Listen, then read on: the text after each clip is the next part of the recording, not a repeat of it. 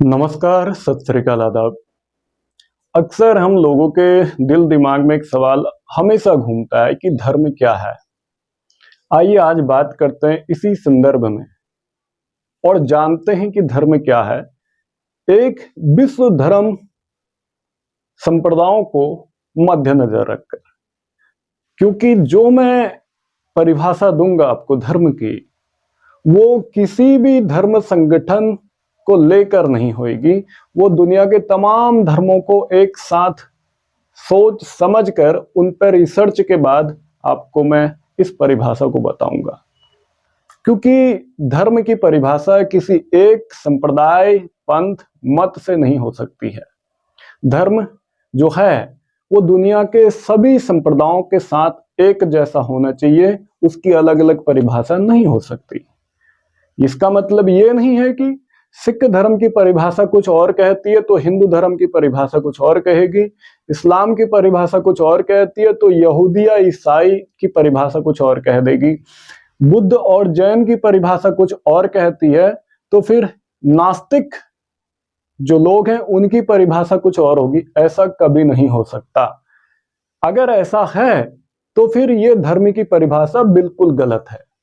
धर्म की परिभाषा दुनिया के तमाम संप्रदाय, ग्रुप्स, सेक्ट्स को एक साथ विचार करके की जा सकती है, वरना गलत हो जाएगी। दरअसल में इस दुनिया में धर्म की अनेक परिभाषाएं हैं और वास्तव में यह बताना कि धर्म क्या है इतना आसान भी नहीं है। और फिर यह सुनिश्चित करना कि परिभाषा धर्म को अलग अलग मतांतरों, पंथों, मतों और संप्रदायों से अलग करती है। बहुत से लोग धार्मिक घटनाओं की विस्तृत श्रृंखला और धर्म की कई अलग अलग सांस्कृतिक अभिव्यक्तियों के बारे में अधिक जानकारी के बिना परिभाषाएं पेश करते हैं।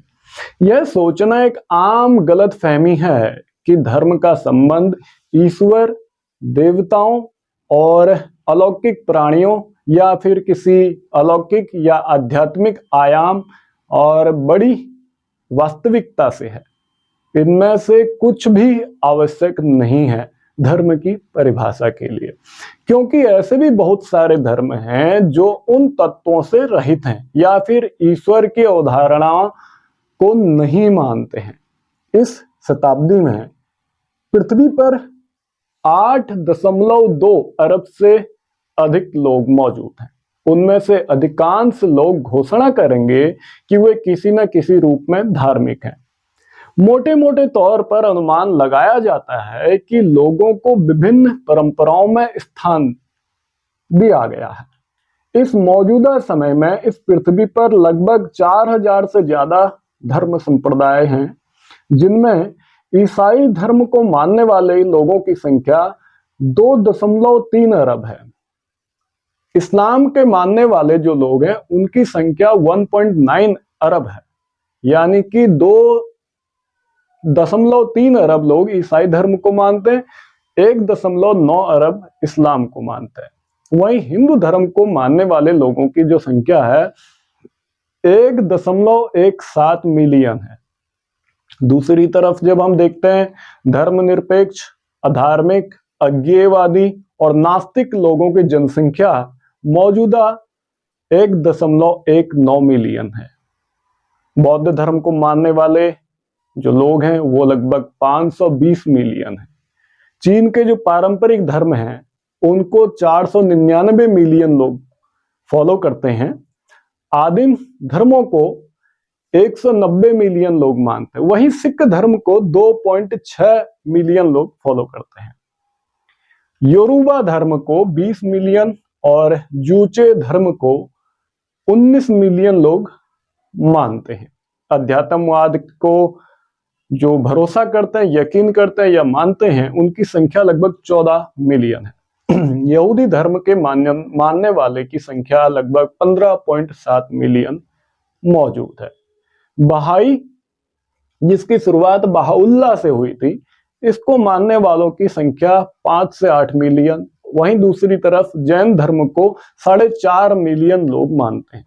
सिंटो धर्म को 4 मिलियन, लोग मानते हैं। काई दाओ धर्म को 4 मिलियन लोग फॉलो करते हैं। तेनरिक्यो जो धर्म है, संप्रदाय है, इस पंथ को 2.4 मिलियन लोग फॉलो करते हैं। जो नव बुद्ध परस्थी जो समुदाय है, ये 1 मिलियन लोग इसको फॉलो करते हैं। यूनिटेरियन सार्वभौमिकता, इसको मानने वालों की संख्या लगभग 800,000 है। वहीं साइंटोलॉजी को 750,000 लोग मानते हैं। रस्ताफेरियनिज्म को 7,000 लोग मानते हैं। पारसी धर्म को 150,000 लोग मानते हैं। और अन्य धर्मों की जनसंख्या बताना थोड़ा मुश्किल है इस वीडियो लेक्चर में, क्योंकि ऐसे 4,300 धर्म संप्रदाय इस दुनिया में मौजूद हैं, जिनकी अलग अलग मान्यताएं और धारणाएं हैं, जिनमें कुछ ईश्वर को मानते हैं और कुछ ईश्वर में विश्वास नहीं रखते। 3 धर्म जो सक्रिय रूप से अधिक सदस्यों की तलाश में धर्मांतरण कर रहे हैं, वो है ईसाई धर्म, इस्लाम और बौद्ध धर्म। ये 3 धर्म दुनिया में सबसे ज्यादा लोगों का कन्वर्जन कर रहे हैं या फिर धर्म परिवर्तन कर रहे हैं।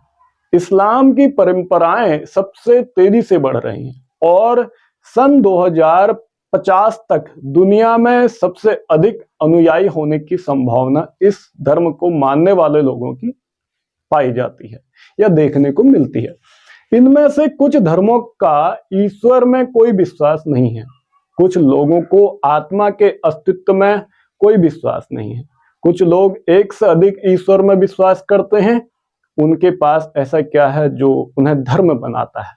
यहाँ एक परिभाषा समझ लेनी जरूरी है जो सामान्य मूल को पकड़ती है और फिर भी धर्म को अन्य संस्थानों और घटनाओं से अलग करती है। धर्म मनुष्य को ज्ञात मूल्य निर्धारण करने का सबसे व्यापक और गहन तरीका है। यदि धर्म के प्रारंभिक विचार को इसकी विशेषताओं के संदर्भ में व्यक्त किया जाए, जिसे अधिकांश लोग जिनके पास धर्म के साथ कोई अनुभव है संभवतः इससे पहचान सकते हैं। चलिए अब आपको धर्म के लक्षणों के बारे में संक्षेप में बताता हूं। धर्म के लक्षण धर्म की श्रेणी या परिवार के उन सदस्यों की सामान्य विशेषताएं या पारिवारिक लक्षण हैं। जिस तरह परिवार के सदस्यों में हर सदस्य में हर गुण होना जरूरी नहीं है, बल्कि अधिकांश में ज्यादातर गुण होते हैं। कोई भी मानवीय घटना जितना अधिक इन लक्षणों को प्रदर्शित करेगी, उतनी ही अधिक संभावना है कि उसे धर्म नामक सामाजिक संस्थाओं की इस श्रेणी में शामिल किया जाएगा। धर्म के 8 लक्षण, इस संबंध में हम थोड़ा समझने की कोशिश करेंगे क्योंकि धर्म के 8 लक्षण हैं। चलिए अब आपको इनके बारे में थोड़ा संक्षेप में बताऊं। धर्म की सामान्य विशेषताएं या फिर पारिवारिक लक्षणों में पहला लक्षण है किसी देवता या निरपेक्ष की धारणा को परम चिंता और महत्व का है। उसके बाद मनुष्य के स्वभाव पर विचार, फिर ईश्वरीय विधान नियति का विचार, और चौथे नंबर पर आता है मानव इतिहास का विचार और इसके अर्थ। 5वें नंबर पर इसके लक्षण आते हैं बुराई की समस्या या उसको सुलझाओ या समझाई। या फिर 6ठे नंबर पे इसका लक्षण हम जोड़ते हैं। जब विश्व धर्म के आंकड़े को हम समझते हैं तो इस पर हम चर्चा करते हैं, विचार करते हैं, अध्ययन करते हैं, तो इसका 6ठा लक्षण हमें समझ में आता है कि मानव जीवन की केंद्रीय समस्या का वर्णन और मृत्यु के बाद के जीवन की पीड़ा का विचार। 7वें नंबर पर आता है दुनिया की एक अवधारणा। 8वां और अंतिम लक्षण है मानव समुदाय के विचार और नैतिकता, एक नैतिक संहिता। हमारे समाज को इन 8 लक्षणों से धर्म को समझने में काफी आसानी पैदा होती है। कोई भी घटना इन विशेषताओं को जितना अधिक प्रदर्शित करेगी, उसे धर्म के रूप में स्वीकार किए जाने की संभावना है। जितनी कम विशेषताएं प्रदर्शित की जाएंगी, उतनी ही कम संभावना होंगी कि इसे धर्म कहा जाएगा। इसे जादू जादू टोना, पंथ, मत मतांतर या कोई अन्य वर्णन कहा जा सकता है, लेकिन पूर्ण धर्म के रूप में नहीं। दुनिया के अधिकांश धर्मों में कुछ सामान्य लक्षण या विशेषताएं हैं जो उन्हें इस दुनिया के अन्य धर्मों से अलग करती हैं, जैसे एक ईश्वर में विश्वास, काल्पनिक, मौलिक और सैद्धांतिक इतिहास में विश्वास और एक पवित्र ग्रंथ, शास्त्र यानी किताब में विश्वास। ये सामान्य विशेषताएं दुनिया के कुछ धर्म परंपराओं को एक साथ बांधती हैं और इस प्रकार ये धर्म कई समान विचार साझा करते हैं। जैसे एक ईश्वर ने ब्रह्मांड बनाया और इसके साथ ही समय की शुरुआत हुई और एक ही ईश्वर ब्रह्मांड का अंत करेगा। प्रत्येक मनुष्य में एक आत्मा होती है और शरीर की मृत्यु के बाद आत्मा यानी रूह शरीर से अलग हो जाएगी और दूसरे आयाम में चली जाएगी। मृत्यु के बाद कोई परिणाम जरूर मिलेगा या फिर इसके अभाव के लिए आत्मा की नैतिक योग्यता के संबंध में एक निर्णय किया जाना है। समय शाश्वत है और संपूर्ण ब्रह्मांड के अस्तित्व की अवधि एक ही है। आस्था या धार्मिक मान्यताओं के इन बुनियादी सिद्धांतों में भिन्नता अक्सर देखने को मिलती है। हालांकि ये अधिकांश धर्मों के काफी विशेष विचार हैं जो उनको बाकी धर्म संप्रदायों से थोड़ा अलग करती हैं। अन्य धर्म अनेक देवी देवताओं या फिर बिल्कुल भी देवी देवताओं के ना होने और आत्माओं के पुनर्जन्म, यहां तक कि अनेक पुनर्जन्मों की बात करते हैं। कुछ धर्मों में देवताओं के बारे में कोई विचार नहीं है और कुछ में आत्मा के अस्तित्व में कोई विश्वास भी नहीं है। इस प्रकार इस धरती पर लगभग 4300 से अधिक धर्म संप्रदाय मौजूद हैं जिनकी अलग अलग मान्यताएं हैं और अगर हम इनको गहराई से अध्ययन करते हैं तो हम अक्सर देखते हैं कि यह धर्म एक दूसरे के विरोधाभासी मालूम पड़ते हैं और लगता है कि ये धर्म एक दूसरे के खिलाफ बोल रहे हैं या एक दूसरे के खिलाफ बात करते हैं या एक दूसरे के खिलाफ है। इसलिए धर्म की एक आसान परिभाषा के संबंध में या संदर्भ में आपको एक छोटा सा जवाब देना चाहूंगा जो आपकी मान्यता है किसी उच्च शक्ति, ऊर्जा, विद्युत, ईश्वर या फिर अस्तित्व के संबंध में। उसके नियमों की स्वीकृति जो वृक्षों, पत्थरों, जमीनों, पहाड़ों, आकाशों, समुद्रों और अनेकों जीव जंतुओं के लिए एक समान है, अर्थात जिसे हम यूनिवर्सल रिलीजन और यूनिवर्सल लॉ कह सकते हैं, जिसमें हम किसी भी प्रकार का भेदभाव नहीं कर सकते इस ब्रह्मांड में मौजूद किसी भी तथ्य से और उसके संबंध में। उम्मीद करता हूं कि अब आप धर्म की परिभाषा काफी अच्छे से जान चुके होंगे क्योंकि यह विश्लेषण में दुनिया के तमाम धर्म दर्शनों को मद्देनजर रखकर ही आपको बताया है। ये जो विश्लेषण मैंने किया, ये तमाम धर्म संप्रदायों, मत मतांतरों को मैंने मद्देनजर रखा, उसके बाद आपको धर्म की परिभाषा बताने का फैसला लिया क्योंकि मैं किसी एक मत मतांतर के अकॉर्डिंग हिसाब से धर्म की परिभाषा नहीं कर सकता क्योंकि दूसरे मत मतांतरों की परिभाषा कुछ अलग हो जाएगी, जिससे आप धर्म को आसान शब्दों में समझ सको और जान पाओ और धर्म को स्वीकार कर सको जो इस ब्रह्मांड का परम सत्य है।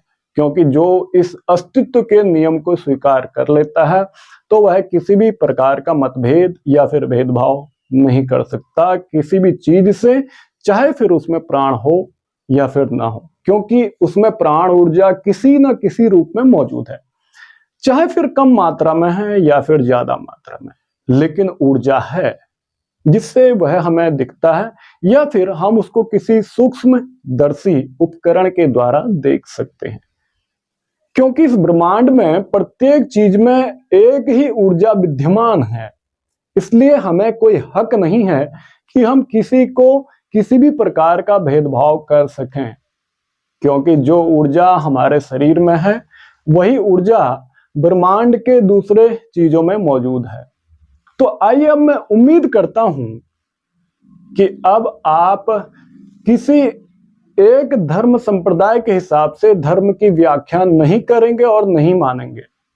क्योंकि अगर हम देखें तो सिखों के हिसाब से धर्म की परिभाषा कुछ और हो जाएगी, हिंदुओं के हिसाब से कुछ और होगी, मुस्लिमों के हिसाब से कुछ और देखने को मिलती है, क्योंकि उनकी किताबें अलग अलग हैं, इनके ग्रंथ शास्त्र अलग अलग हैं। वहीं बुद्ध और जैन जो नास्तिक धर्म माने जाते हैं, ऐसे और भी बहुत सारे धर्म हैं नास्तिक, इनकी अपनी अलग अलग परिभाषाएं हमें देखने को मिल सकती हैं। तो आप और बाकी जो लोग हैं वो धर्म की परिभाषा को समझने में कंफ्यूज हो जाएंगे, क्योंकि जब हम किसी एक धर्म को लेंगे तो टोटली डेफिनेशन गलत हो जाएगी, क्योंकि एक धर्म की परिभाषा दूसरे धर्म के परिभाषाओं के साथ कभी नहीं मिल सकती। कुछ कुछ मायनों में मिलती है लेकिन पूरी नहीं मिलेगी, क्योंकि ऐसे धर्म मौजूद है जो ईश्वर को मानते ही नहीं। तो उन धर्मों के एक परिभाषा आप दूसरे धर्म जो ईश्वर को मानते हैं उनके साथ कैसे मिलाओगे? नहीं मिल पाएगी। तो आपको ये सोचना जरूरी है कि एक यूनिवर्सल लॉ और यूनिवर्सल रिलीजन क्या है जो सारे धर्मों में इक्वल और एक जैसा है। वो विश्लेषण मैंने आपको बताया, क्योंकि मैंने अपनी रिसर्च दुनिया के तमाम धर्मों से की, उनकी किताबों से की, जिसके बाद धर्म की परिभाषा आसान शब्दों में आपको बताया। उम्मीद करता हूं अब आप धर्म परिभाषा को, धर्म क्या है, जान चुके होंगे और किसी भी प्रकार का भेदभाव अब आप किसी से भी नहीं करेंगे, चाहे वो मनुष्य है, जानवर हो, वृक्ष हो, पत्थर हो या कुछ भी हो। वो सभी में वही ऊर्जा है जो हमारे अंदर है। तो हम किसी में कोई फर्क नहीं कर सकते। कोई छोटा नहीं है, कोई बड़ा नहीं है, कोई नीच नहीं है, कोई उच्च नहीं है। किसी भी प्रकार का कोई फर्क करना धर्म के खिलाफ है। धर्म एक यूनिवर्सल ट्रुथ, अल्टीमेट सत्य है। उम्मीद करता हूं आप इस वीडियो के जरिए लोगों को इस परिभाषा को समझाएंगे, वीडियोस को शेयर करेंगे, जो कि वो लोग एक सच्चाई को जाने हैं, एक दुनिया के तमाम धर्मों को इस चैनल के माध्यम से समझ सकें, पढ़ सकें, जान सकें। क्योंकि मैं आपको किताबें नहीं दे सकता, किताबें नहीं पढ़ा सकता, आपके पास इतना समय नहीं है कि आप इतने दुनिया के तमाम धर्मों को पढ़ पाओ। तो आप यही कर सकते हैं कि मैं आपको इस वीडियो लेक्चर्स के जरिए, अलग अलग वीडियो के जरिए, इस चैनल के माध्यम से दुनिया के सभी धर्मों को, जो नास्तिक है वो और जो आस्तिक है वो ग्रुप, सभी ग्रुप्स को एक्सप्लेन करूं और आप उन वीडियोज को पूरा देखो और शेयर करो, जिससे हम एक मानवता मिशन को आगे तक ले जा सके और एक मानव जाति जो बिना किसी भेदभाव के साथ हो उसको हम समझ सकें और मानव जाति को बचा सकें किसी भी प्रकार के कट्टरवाद से, जातिवाद से, धर्मवाद से, और किसी भी प्रकार का जो वाद है या भेदभाव है उससे हम मनुष्य सभ्यता को बचाकर आपसी प्यार मोहब्बत के साथ अपने जीवन को गुजारें और इस अनंत ब्रह्मांड में वापस मिल जाएं। आप सबका वीडियो देखने के लिए बहुत बहुत धन्यवाद। नमस्कार, सत श्री अकाल, आदाब।